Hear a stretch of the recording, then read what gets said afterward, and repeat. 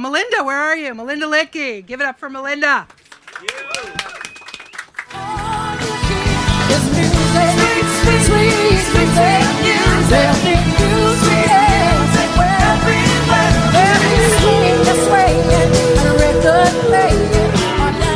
Right?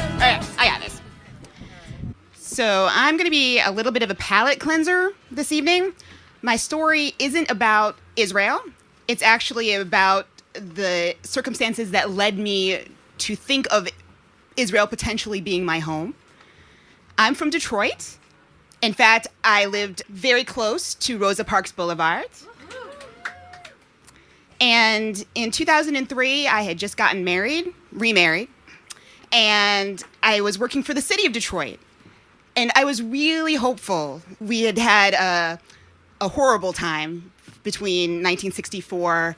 When I was born in 1974, we still hadn't hit the bottom, but the city never fails to deliver on the promise of actually destroying hope.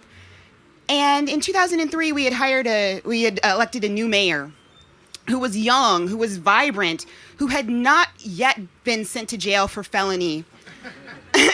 So I was very excited.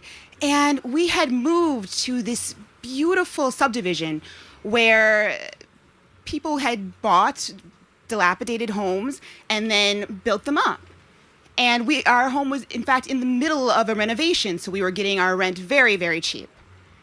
And I was really proud of the city. And I actually lived in the city of Detroit for the first 12 years of my life. So I liked to tell people, yeah, I'm a Detroiter. So there was actually a campaign from the city that said, stand up and tell them you're from Detroit. And it was mostly suburbanites who would say that because people from Detroit didn't really want to admit that. And I was taking walks and just enjoying how beautiful the city was. And the city was renaming like Cass Corridor, which was often known as Crack Alley. And now it was Midtown. So you knew that great things were happening. And I told my now ex-husband, for reasons that might fail to surprise you by the end of the story, that I felt like you could go anywhere in the city. Now we could just take everything over. And he goes, you should stay where you belong. And I'm like, I don't think you, Mr. I grew up in the suburbs, my last name is shortened from something Polish, should be telling me, black women who grew up in this city, where I should go. I don't think you have that right, sir. So I waited till he wasn't around, of course. And then I was like, okay, there is this street. Detroit is laid out on a spiral. And the main streets come out like spokes of a wheel. And one of the main streets is called Grand River. And so one day I decided I am going to cross Grand River. See the connection? See the connection? And I was like, but I'm going to play it safe. I'm going to take my now ex-husband's dog because with a dog, there's no harm that could come to me. So I cross over Grand River, and like at first it's okay. I can still see my nice neighborhood.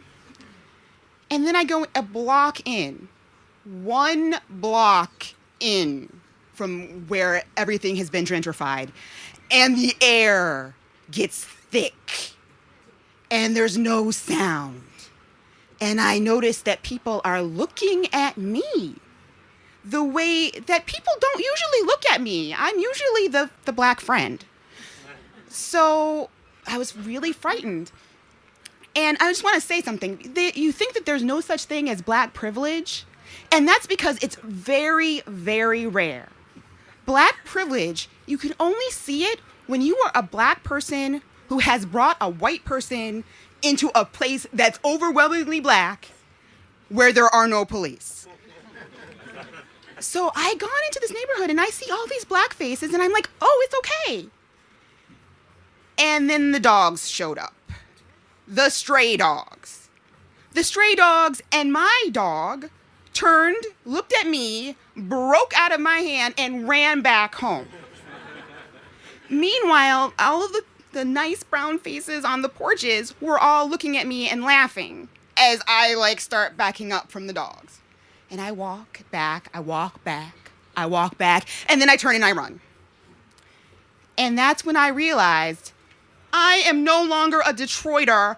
I am a suburbanite who just wants to be safe. And that's when my ex-husband was like, we could move to Israel.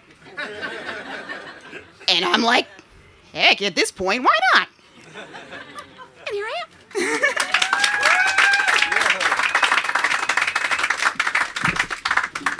That was Melinda Littky.